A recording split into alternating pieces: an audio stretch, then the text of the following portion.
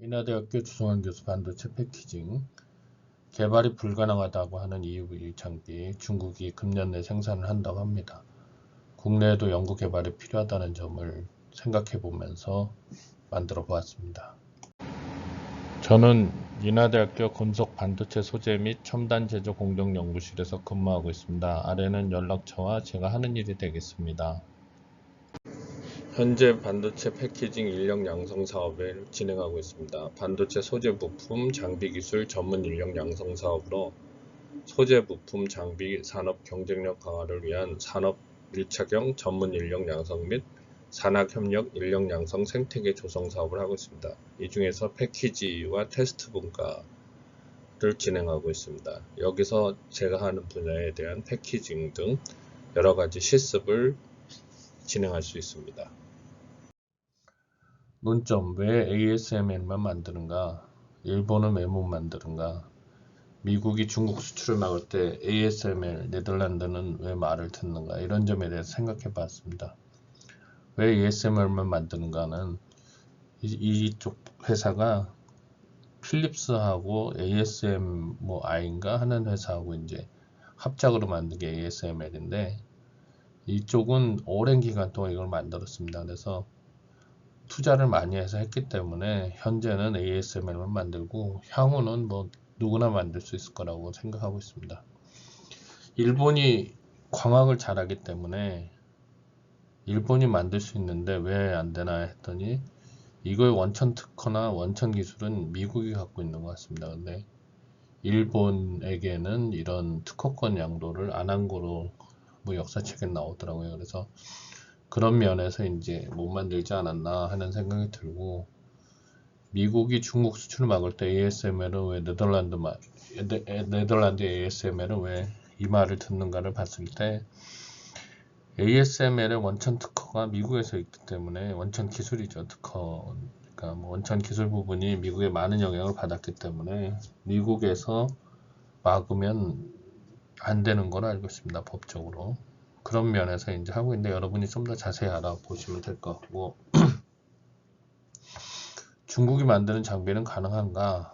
저는 가능할 거라고 보는데 좀 ASML 장비보다는 후발주자니까 약할 거라고 생각합니다. 근거는 뭐냐? 중국이 ASML이 쓰는 광원을 못 만든다고 하는데 ASML이 쓰는 광원이 EUV인데 EUV는 기존에 예전부터 연구를 했던 분야이기 때문에 충분히 여러 가지 방식이 있습니다. 근데 그 중에서 ASML기에 가장 효율이 좋은 거고, 효율이 좋다기보다는 출력이 가장 높고, 그 외 중국이 만드는 방식은 LDP라는 방식인데 이거는 기존에 많이 만들었던 방식입니다. 그래서 이거를 좀 더 강력하게 만들던가 정밀하게 만든다든가 하면 가능할 거라고 보고, 중국이 LED니 이런 거 충분히 만들었기 때문에 렌즈나 이런 분야도 충분히 쫓아갈 수 있을 거라고 생각합니다.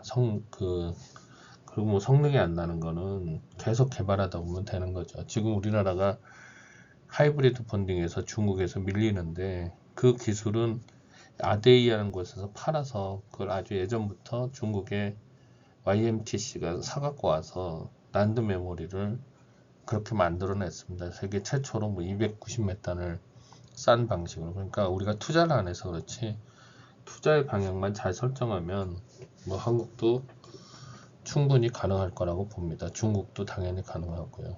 그래서 대대적인 지원이 필요하고 안 되는 부자를 도전하는 것은 알키메데스 과제 이런 게 있는데 이런 것에서 이런 아이템을 찾아서 투자를 해야지. 그리고 좀 제대로 된 곳에 투자를 해야지 만들 수 있을 거라고 생각합니다. 이론적으로 강한 사람보다는 끝까지 물고 늘어져 가지고 결과를 내는 그런 팀에다가 주는 게 가장 중요한 것 같습니다.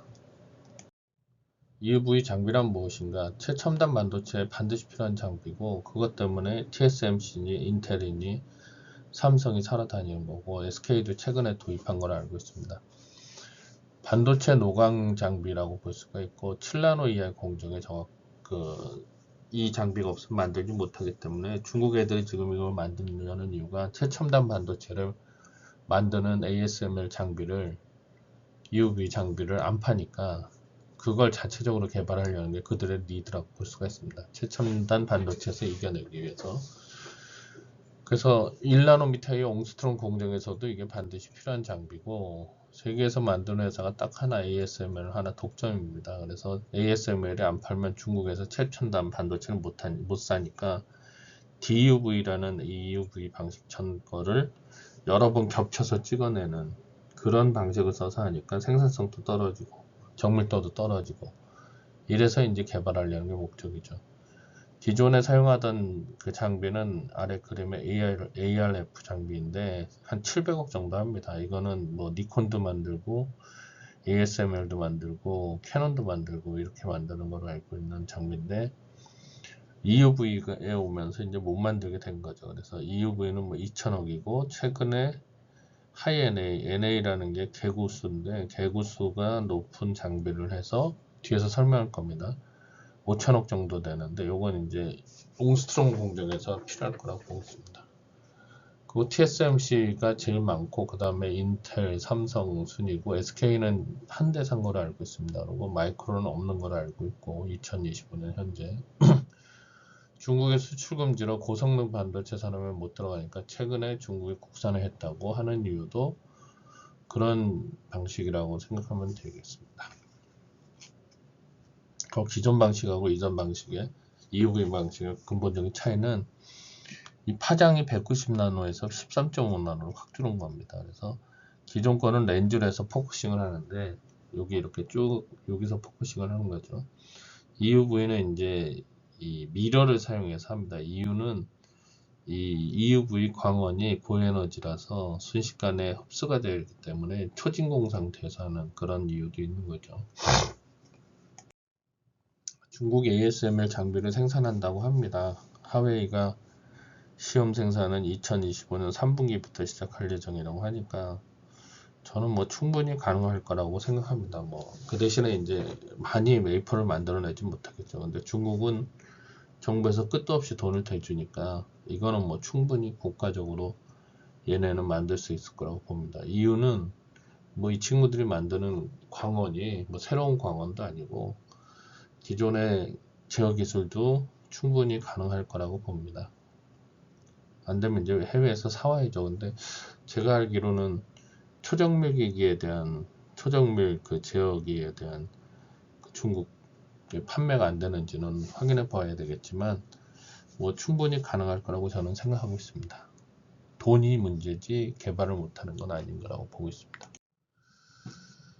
요약을 하면 얘네는 LDP라는 방식을 씁니다. 레이저 유도 방전 플라즈마라는 새로운 방식은 아니고 기존부터 있던 방식인데, 이게 그 ASML 거보다는 그 광원도 좀 낮고 그리고 정밀도도 떨어지고 아직 개발이 안 된 장비인데, 이게 충분히 그 EUV 현미경이라든가 측정 장비나 이런 테스트 장비에서는 이걸 이미 사용하고 있는 레이저라서 뭐 큰 문제 없이 할 거라고 보고 있습니다. EUV LDP의 특징은 ASML에 사용하는 건 LPP라는 방식인데 에너지 효율성이 높고 파운드리 SMIC가 도입시에 7나노 이하 칩 생산이 가능합니다. 반도체 업계의 고성능 소형화 낮은 전력의 소비를 지향하는 지속적 발전에 기여할 거라고 보고 있습니다.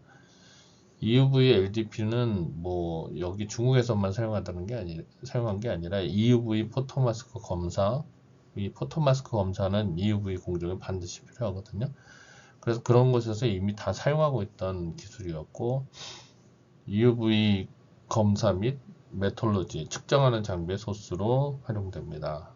EUV LDP 개발 현황은 하웨이 연구소 시설에서 테스트를 진행 중이며 2025년 3분기의 시험 생산에 이어 2026부터 대량 생산을 목표로 하고 있습니다. 중국이 첨단 반도체 생산에 필요한 EUV 노광 장비 자체를 개발을 완료하며 마무리 단계에 접어들었다고 합니다. 그러니까 중국은 뭐 충분히 만들 수 있는데 아직은 시제품 수준인데 금방 또 쫓아갈 거라고 봅니다. 왜냐하면 하이브리드 본딩도 초창기에 그 아데이아에서 기술을 도입해가지고 지금은 뭐 삼성이 이 난드 메모리에 200층 이상, 300층 이상에서 YMTC의 기술을 안 쓰고는 쓸 수가 없는 상황이었기 때문에 중국의 지금까지 상황을 봐서는 금방 만들 수 있을 겁니다. 근데 문제점은 이 LDP의 출력이 생각한 것보다 그렇게 많이 나올 수 있는지 하고 정밀도 이런 거를 잡아야 가는 게 상황인데 20년 가까이 뭐 그 ASMR도 개발했는데 이미 뭐 개발한 게 있기 때문에 충분히 개발할 거라고 보고 우리도 돈만 투자하면 충분히 개발할 수 있는 그런 장비라고 생각하고 이게 특허의 문제 여러 가지가 문제인데 그것도 다 해결할 수 있을 거라고 보고 있습니다. 그래서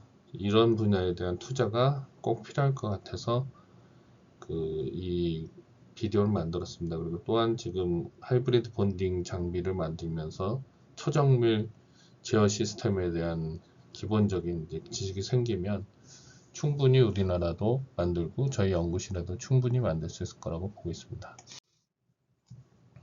ASML LBP와 하웨이 LDP UV 기술 비교를 분석하면 광원 생산할 메커니즘이 제일 다르고 광학 시스템 설계는 비슷하다고 봐야 되겠죠. 특허 전략, 협력하는 생태계, 현존하는 기술적 한계를 비교 분석해 보겠습니다. 광원 생산 메커니즘은 ASML이 LPP 기반 플라즈마를 생성하고 있고 이건 뭐 이미 다 아시다시피 20kW 이상의 고출력 CO2 레이저를 초당 5만회 주입하여 40마이크로 직경의 주석 액적을 타격하고 프리 레이저로 주석을 납작하게 하고 메인 레이저로 초음속으로 가속된 액적을 맞춰서 20에서 30 EV 에너지 준위의 플라즈마를 생성하고 플라즈마는 13.5 나노미터 파장의 EUV 광을 방출하는 그런 시스템이라고 보시면 될 것 같습니다. 그래서 광변환 효율은 약 5%고 하웨이가 쓰는 LDP는 사실 LPP 기술을 따라가기는 시간상 오래 걸리니까 그거보다 좀 이 성능이 뛰어나진 않지만 이걸 충분히 응용할 수 있을 거라고 보는 거고 2024년에 하얼빈 공대 조용팽 교수팀이 개발한 광원이고 1064 파장이라는 건 CO2 레이저죠. 아니다. 제가 잘못 생각했어요. 1064 파장의 ND 야그 레이저 그걸 가지고 주석 증기를 1500K까지 가열한 후에 25kV 고전압을 인가하여 방전 플라즈마를 유도한다. 이게 방전 플라즈마를 유도하는 건 동일한 거죠. 전극간 0.5mm 간격에서 발생하는 방전으로 생성된 플라즈마의 전자 밀도는 10의 마이너스 10의 19승 퍼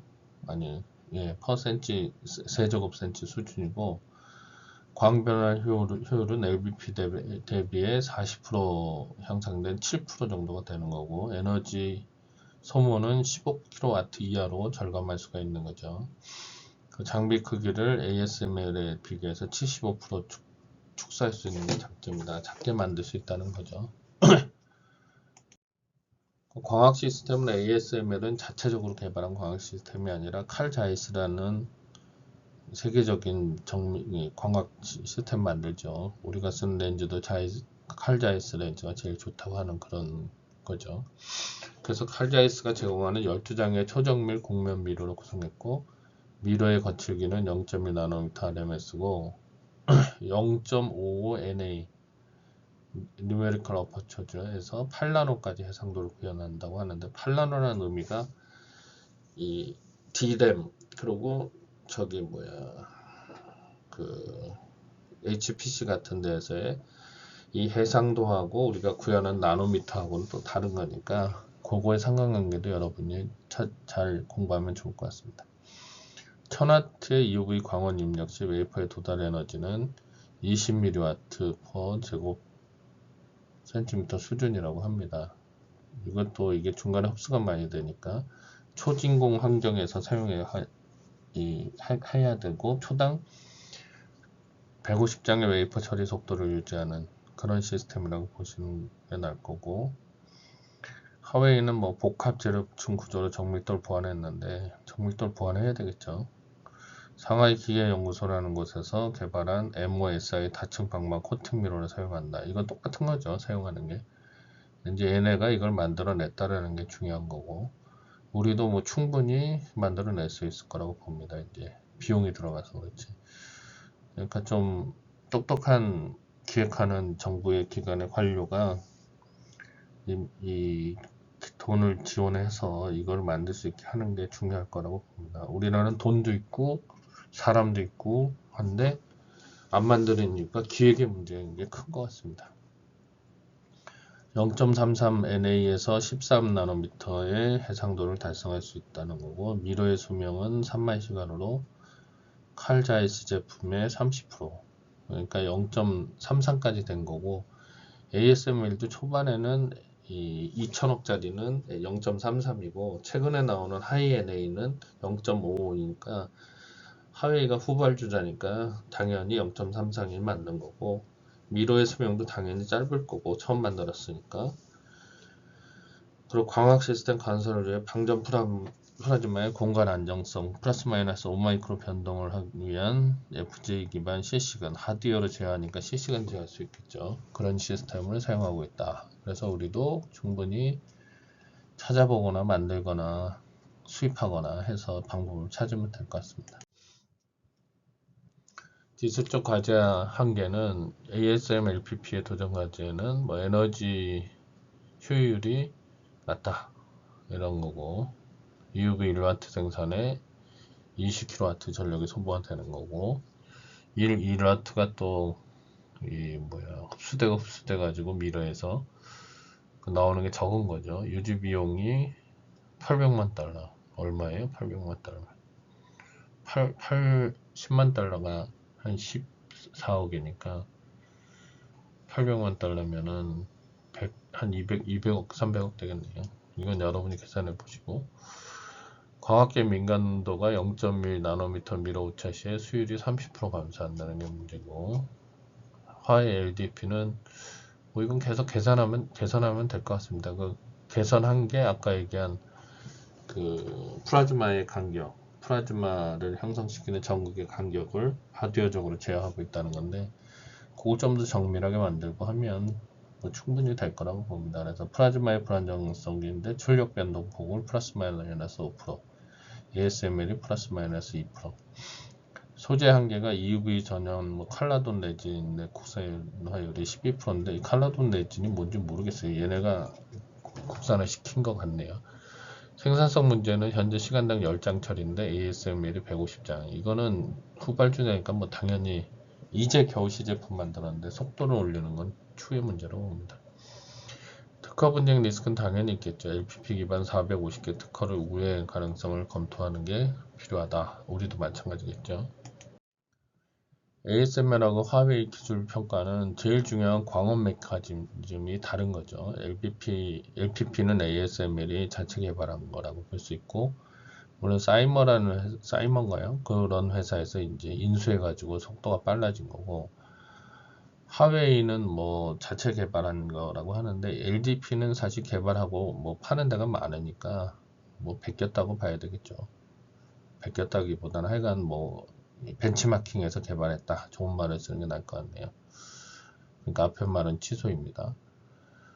그리고 차이는 가장 이 방식이 이제 메인 레이저하고 프리 레이저가 있다는 게 ASML의 차이고, 여기는 전기 방전을 유도하는 거죠. 고전압을 걸어서. 그게 차이가 있고, 광변환 효율이 이쪽이 더 좋은데 정밀도가 좀 떨어진다고 보시면 될 거고, 광학 시스템은 전문 칼자이스에서 개발하고 했고, 여기서는 아마 못 싸우니까 상하이 광학정밀기계연구소에서 개발했는데, 뭐 우리도 충분히 개발 가능할 거라고 봅니다. 그래서 미러는 동일한 방식의 미러를 썼겠죠. 약간의 뭐 기술적 차이가 있는데, 몰리브덴 실리콘 미러를 썼겠죠. 그리고 단지 차이는 초정밀이라는 거고, 수치조리개는 하이 NA라는 거가 이제 0.5인데 초반에는 이쪽도 0.33을 한 거죠. 2천억짜리. 하이 NA는 5천억. 당연히 이건 초창기 걸 썼고 해상도는 떨어진 거죠. 왜? 뭐 수치조리개가 차이가 있으니까 당연히 해상도는 떨어지죠.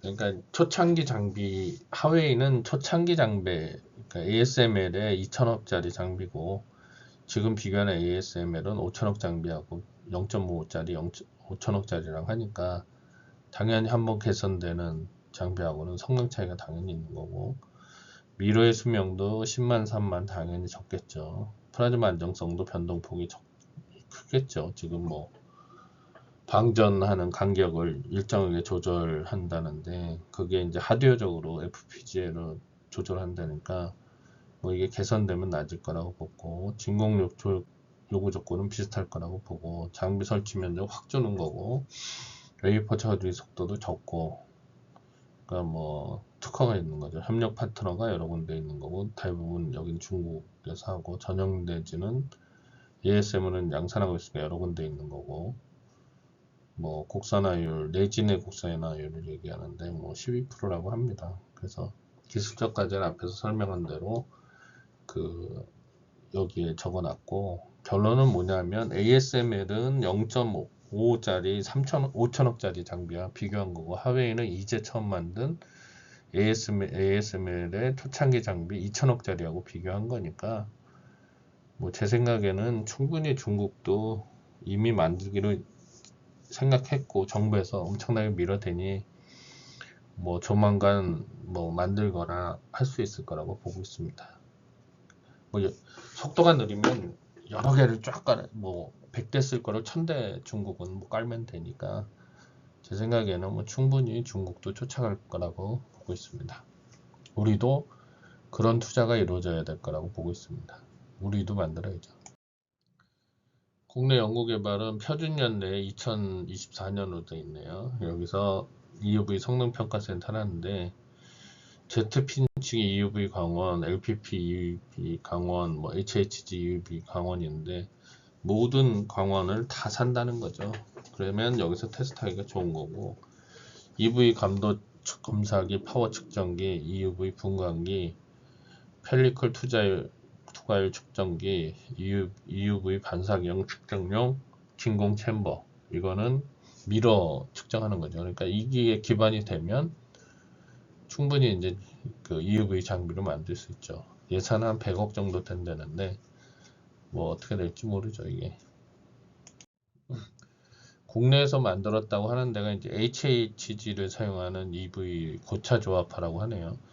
한국말로는 13.5도 광을 하는데, 이건 주로 검사와 계측 장비에 사용되는 광원인데 뭐 이거는 제 생각에는 충분히 뭐 할 수 있는 거죠.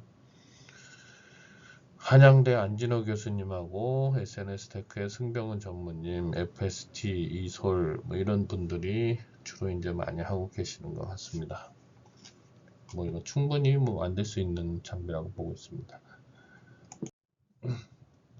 FST라는 회사는 보니까 이제 이런 거를 주로 하는 것 같은데, 매출 한 2천억 정도 하는 것 같아요. 생각보다는 좀 작은 회사인 것 같고, 시장이 아직 안 열려서 그런 것 같은 생각도 듭니다. 기존에 그 웨이퍼 쪽을 많이 하는 것 같고요. 이솔이라는 투자에도 투자를 했고, 오로스라는데, 그 다음에 FST 이런 데 이제 투자한 거로 여겨지고, 그 뒤에 설명할 이제 그 ASML 장비의 부가적인 장비를 만드는 회사라고 보면 될 것 같습니다. 생각보다 마켓이 좀 작은 게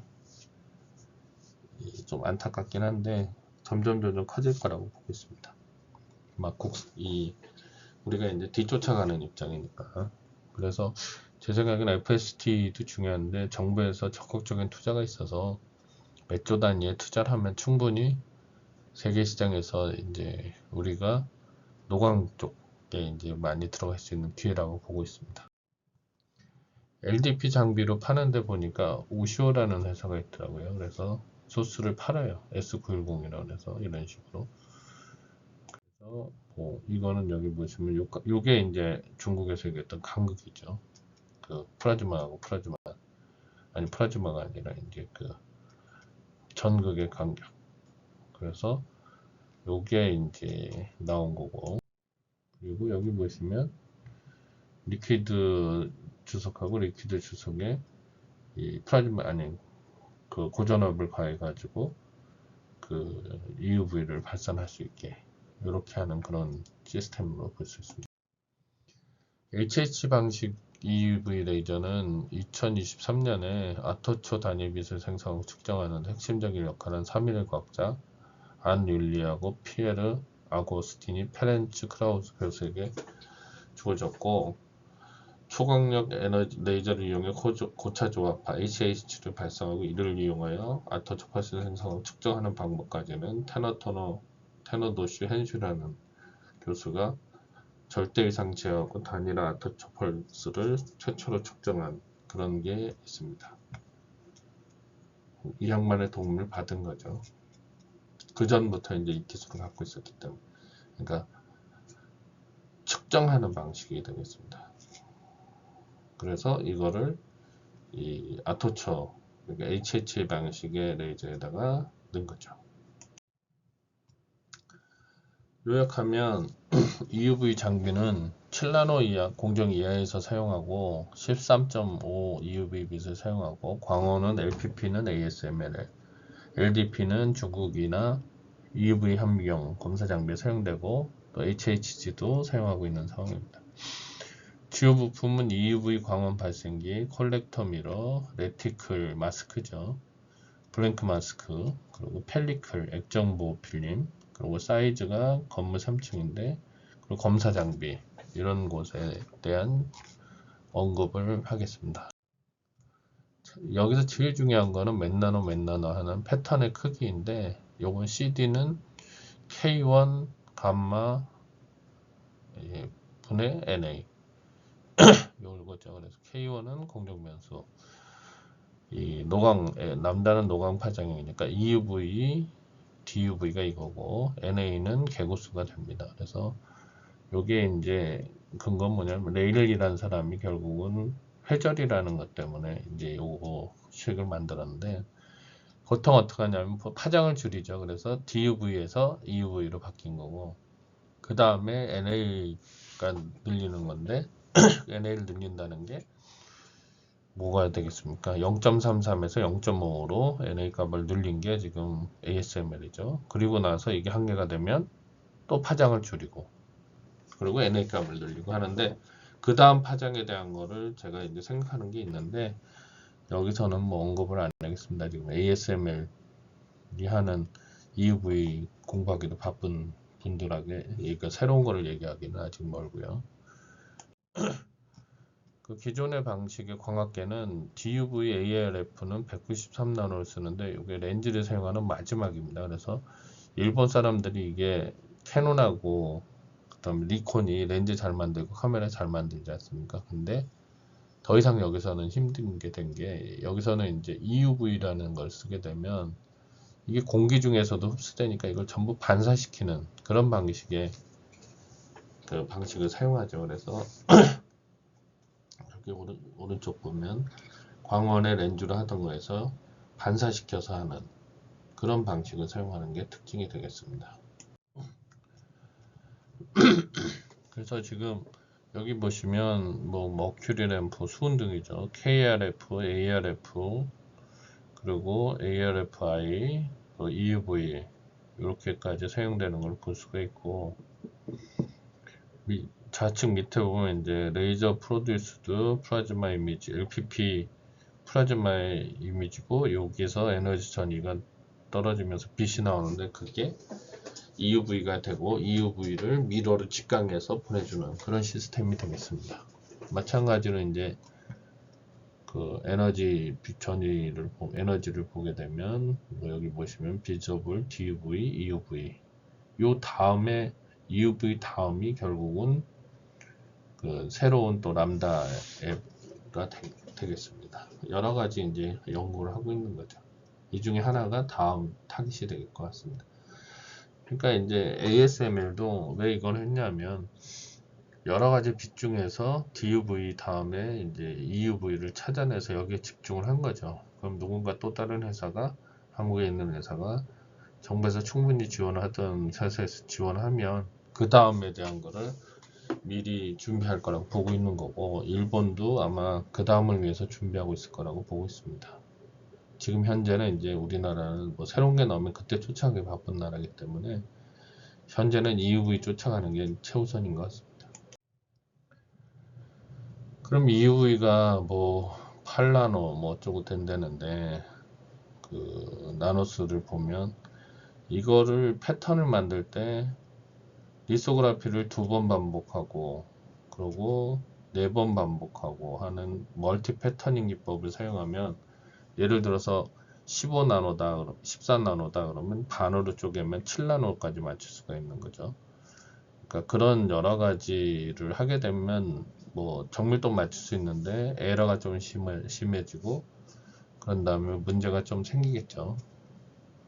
5나노 이하의 공정에서는 NA033 장비로는 DPT 공정을 이용할 수 있지만 NA05를 하이 NA라고 하는 거죠. 바로 싱글 패터닝 할 수 있으니까 속도가 빨라지겠죠. 근데 이제 가격 차이가 2천억에서 5천억 차이가 나니까 그 옹스트롱 할 게 아니면은 사실은 5천억짜리를 쓸 이유는 없는데 향후 이제 지금은 이제 ASML 장비 몇 대가 이제 갖고 있는 게 중요한 게 아니라 정밀도 있는 게 뭐가 있는지를 찾아보는 게 이제 낫는 거죠.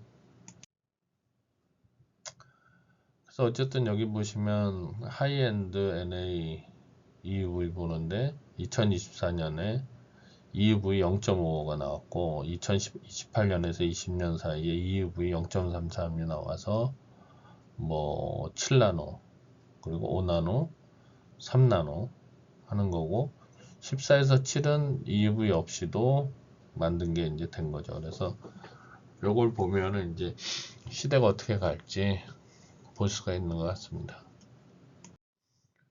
여기 또 NA 0.55는 장비가 ASML이 2014년에 NXE 3400, 3600, EXE 5000 뭐 이렇게 해서 8나노 하프 피치로 했으니까 뭐 방법을 찾으면 되겠죠. 이건 EUV를 만들고 있는 ASML의 차트인데 여기 보시면 NXE 3000 3400부터 2015년에서 20년 사이에 이렇게 쭉 해서 2020년에서 25년 사이에 EXE 5000이라는 걸 만들었죠. 그래서 그 다음에 이제 EXE 5200 뭐 이렇게 만들어낼 거라고 보고 NXT는 얘네가 그거네요. ARF DUV 쪽에 꽤 되겠습니다. 그리고 넥스트 EUV 홀리스틱 플랫폼 the vision for coming decade 장비 뭐 사면 될지를 알려주는 그런 거네요. 여기서 핵심은 0.33NA, 0.5NA고 2024년에 이제 5000이 나온 거고 점점 더 좋은 게 나올 거다. 뭐 이런 내용인데 요 차기에 람다를 바꾸는 거는 안 나와 있는 거죠. 아직 계획도 없고 있는 거 열심히 팔아야 되니까. 장비의 구성은 EUV 노광 장비는 첫 번째는 광원이 있을 거고 두 번째는 광원을 딜리버리하는 EUV 광학계가 있겠죠. 미러 방식으로. 세 번째는 스테이지가 있겠죠. 스테이지 정밀도도 엄청 높아야 되고. 근데 이걸 사용하기 위해서는 EUV 스캐너, EUV 노광 장비가 있어야 되고 그 외에 이 장비 말고도 블랭크 마스크 검사기, 패턴드 마스크 검사기, 마스크 리뷰기가 있어야 운영이 가능하고 추가로 펠리컬 투과율 장비까지 있어야 완벽하게 사용할 수 있는 구조입니다. 그래서 EUV에 관련된 업체들이 여러 개가 있는 거죠. 그래서 EUV 노광 장비 사용 가능 환경과 EUV 마스크인데 뭐 진공 환경에서 사용되는 거고 그 다음에 디펙트를 찾아주는 그런 게 있어야 될 거고 그래 그게 이제 패티클이 되는 거고 레지스트는 포토 레지스트가 되겠죠. 그래서 레졸루션이 20나노 이하고 센시티비티가 10 마이크로줄 그리고 뭐 어쩌고 저쩌고 쭉 나와 있습니다. 그리고 패티클은 50나노 이하의 사이즈로 만들어야 된다. 요즘 한 40나노로 만드는 것 같아요. 그 장비는 마스크 인스펙션, 패턴 인스펙션, 디펙트 리뷰 시스템, 파티클 프리 핸들링 해야 되고 스캐너, 소스 뭐 이런 내용이 되겠습니다. 추가 장비는 뭐 광원이 있는 ASML 스캐너죠. 그리고 블랭크 마스크 검사기, 패턴드 마스크 검사기. 이거는 블랭크 마스크는 포토 마스크 원재료 조사하는 거고, 패턴드 마스크는 블랭크 마스크에서 패턴을 넣은 포토 마스크를 개런티하는 장비고, 마스크 리뷰기나 리페어기는 칼자엑스가 독점했고, 뭐 국내 이소리 납품 실적이 있다는데 잘 모르겠습니다. 패턴드 마스크에서 검사한 포토 마스크 중에서 이상이 감지되면 EUV 현미경으로 확인하는 장치가 되겠고, EUV 레지스트를 EUV 스캐너 없이 간단하게 패턴을 수리할 수 있는 그런 장비도 같이 나와야 될 것 같죠. 그 펠리클 투과율 측정 장비는 펠리클 광이 90% 이상 투과되는지를 확인해야 되는 거고, 장비는 뭐 이런 장비를 만드는 업체가 레이저텍이라는 데가 있다는데 여기도 뭐 지금 좀 문제가 있는 것 같아요. 소재는 동진 세미캠, EUV 마스크, 펠리클 뭐 이런 게 있습니다. 여러분이 보여야 될 게. 그 EUV 펠리클은 공정 미세화로 수요가 늘고 있다고 하는데, 왜냐면 이 펠리클을 제때제때 안 갈아주면 포토 마스크를 자주 갈아야 되거든요. 근데 램에서는 별로 안 쓰는데 그 HPC, 그러니까 멀티칩 같은 데서는 이걸 많이 쓴다고 합니다. 그래서 TSMC는 자체적으로 개발도 했다는 거가 얘기가 있고, 그리고 포토마스크 가격은 EUV께 5억에서 10억인데 그냥 일반 포토마스크는 한 1억 정도 한다고 들었는데 엄청 비싸네요. EUV 펠리클은 5천에서 1억 원이니까 펠리클 가지고 포토마스크를 보호하는 게 낫겠죠. 그래서 이게 이제 장사가 된다 이렇게 보시면 될 것 같고, 국내는 FST하고 SNS 택이 주로 하는 것 같습니다. 그래서 이 펠리클에 사용하는 건 똑같은데 극자외선용인데 이거는 투과를 해서 다시 투과를 하니까 두 번에 대한 그 반사가 들어갔다 나갔다 하니까 요거에 대한 게 되게 중요하죠. 왜 그러면 투과율이, 안 그러면 뭐 EUV가 비싸게 만들었는데 막 없어질 테니까. 펠리클의 뭐 시장 전망이 되겠습니다. 그리고 뭐 ASML이 제시한 EUV 펠리클 기술 개발 로드맵인데 여러분이 체크해 보시면 될 거고, 이 뭐 EUV 펠리클 시장 개요가 2020년도부터인데 매출이 생각보다 안 나오는 것 같아요. 그 여기 보니까 FST하고 SNS텍 보면은 2천억, 3천억 정도인데 뭐 시장 상황 봐서는 거의 뭐 조 단위가 나와야 될 것 같은데 그런 거에 대한 게 좀 봐야 될 점인 것 같습니다. 기술 개발이 더 돼야 된다는 건지 좀 생각해 봐야 될 점이라고 보시면 될 것 같습니다. 광원은 LPP, LDP, HHG 외에 뭐 하나의 더 방식이 있는데 거의 같은 방식이라고 보시면 될 거고, 파는 곳이 트럼프, 에너제텍, 우시오, 기가포턴, 사이머가 있는데 사이머는 ASML이 인수했고요. 그 외에 이제 광원이 사용되는 것이 블랭크 마스크 검사기, 패턴 검사기, 리뷰기 장비 대부분 광원을 사오는데 FST가 모회사고 이소리를 같이 쓰는 것 같은데 HHG 방식을 쓰고 있는 걸로 알고 있습니다. 광학계는 뭐 ASML 스캐너를 공급하는 칼자이스가 세계 최고의 퀄리티 광학계이고, 독일, 네덜란드, 일본, 미국이 광학계를 생태계로 만들 수 있는 기초가 있는 나라인데 중국도 만들죠. 한국은 포텐셜이 있으나 생태계가 없고, 칼자이스는 170년 된 회사고 세계 최고가 만들죠. 이거 EUV는 13.5 나노미터인데 공기 중에도 흡수가 되니까 진공에서 렌즈를 사용해서 사용하는 거고, 렌즈를 쓰는 마지막 파장이 193 정도가 되고요. 재질은 몰리브덴 실리콘을 쓰는데 3에서 4나노에서 몰리브덴 실리콘 멀티레이어를 80층을 쌓아서 반사시키는 거로 보시면 되고, 보통 유리가 4% 반사인데 미러의 반사율은 65% 이상 나와야 되는 게 특징입니다. 그래서 계속 미러에 의해서 감소돼도 웨이퍼에 도달하는 세기가 어느 정도 돼서 노광을 할 수 있어야 하는데 LPP는 그걸 만들었고, LDP는 지금 중국이 만들려고 하고 있는 거죠. 그래서 여기에 사용되는 뭐 똑같은 원리로 반사해야 되니까 호야하고 아사히 글라스가 여기에 맞춰서 또 플랭크 마스크를 만들고 SNS 스택도 개발 중에 있는 거라. 요게 이제 각각 반사시키는데 뭐 50쌍의 레이어, 80쌍의 레이어로 이렇게 미러를 만드는 거죠. 시스템은 요 스캐너라고 하는데 요 광학계가 아니라 이런 장치를 스캐너 뭐 여러 가지 용어로 부르더라고요. 이론적으로 16나노미터의 거를 써야 되는데 공차가 10% 정도 잡으면 10%인 1.6mm 정도의 그 장비를 써야 되고 1에서 2나노의 진동 안정성과 제어가 필요한 거고 정확한 포지셔닝을 하는 시스템이 필요하다.